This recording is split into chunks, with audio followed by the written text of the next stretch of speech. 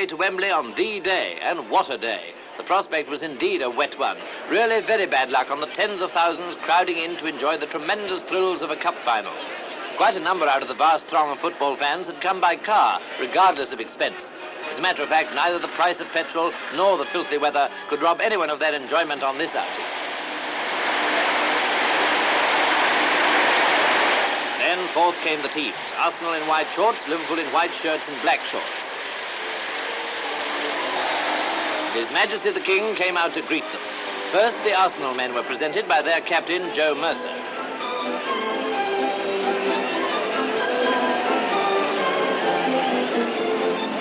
Then Liverpool by their skipper, Phil Taylor.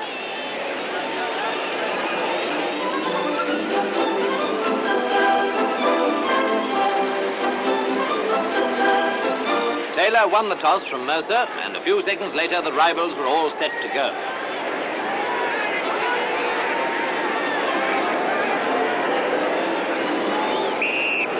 Arsenal kicked off and at once thrust forward towards the enemy's goal. But they didn't get far, Liverpool soon checking them and clearing downfield.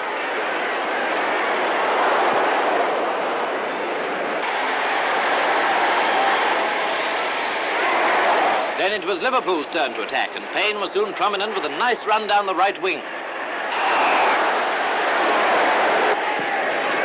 The Northerners were now going strong, their forwards working away hard with strong support from Taylor, Hughes and Jones. Following a centre from Payne, there was a real touch-and-go affair in the Gunners' goal mouth. With a bit more luck, they'd have scored. Liverpool for the cup, some thought. Then back came Arsenal. A nice pass from Mercer to Dennis Compton on the left wing, and away he goes. Compton to Goring. Goring to Logie. And from Logie out to Cox on the right. A pretty movement and a dangerous one from Liverpool's point of view, but it fizzled out, as you see. Yes, sir, it's thirsty work, this watching. In fact, not much more than a quarter of an hour had passed when Arsenal forced a corner, which Dennis Compton took. There was always a good chance from a corner, and soon a pass from Logie gave Lewis the very opportunity he wanted. Arsenal were 1 up.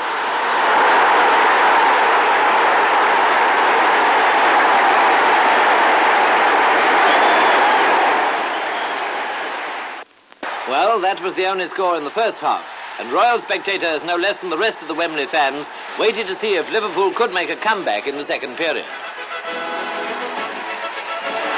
Liverpool kicked off, and now was the time for them to get on terms.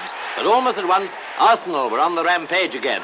With Cox working like a Trojan on the right wing, things began to look pretty black for the northern side.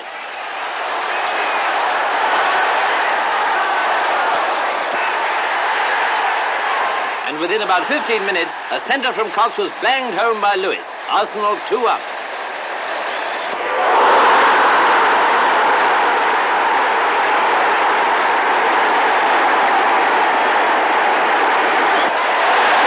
Proper terrible, isn't it? Well, fancy that. Would you believe it? Then, when Liddell went away on a Liverpool offensive, things began to look brighter again. Liverpool manager George Kay seemed to be giving instructions. Manager Tom Whittaker seemed confident and anxious all at the same time. As for members of the crowd, they were in a fearful state of frenzy. In fact, at a moment like this, it takes a copper to keep calm. Liddell takes a corner. Liverpool now going flat out to reduce the Gunners' lead. Here's the camera story of how they fought for a goal, of how near they were to getting one, and of Swindon and the rest of the Arsenal defenders just keeping that ball out of the net. Every second of this hectic action probably seemed as long to the players as it looks in slow motion.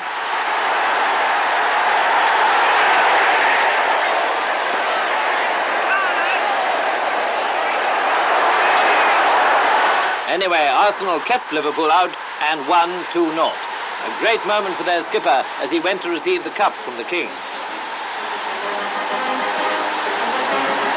He gets the trophy, then for his medal. But there's some mistake. The King spots it and puts it right. Mercer was nearly given the wrong one.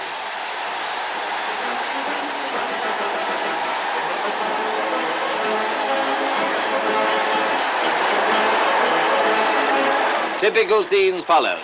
Arsenal had last won the Cup in 1936. Now they had it again. And if you wonder how it feels to be the captain of a Cup-winning team, well... This is the greatest moment of my life, to be holding the Cup here at Wembley.